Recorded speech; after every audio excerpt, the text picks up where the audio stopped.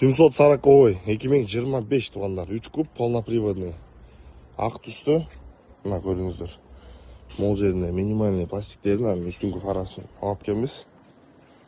Ақ цветті көріңіздер. 7800 мил жүрген 25 жылқы. 198.500 дирхам стартысына правый мына екі ешік алмашат. Жаңы ешіктен қояуыз.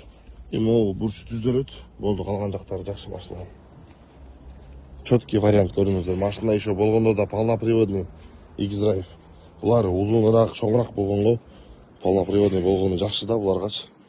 Четкий М-диски көріңіздерші.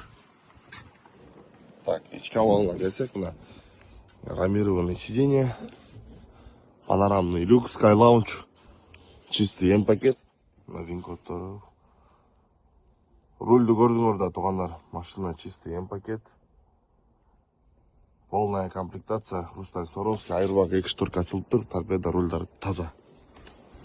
Шынын айтқанда мына ерінде бүт планшеттері бар. Ішкі ауалы жауық болады да. Аккумулятор өшіккен, мына вин-код, лобой алмашат. Тонировкаға разрешение аласыңар да, чек-чейт алып айдайсыңар бизнес класс.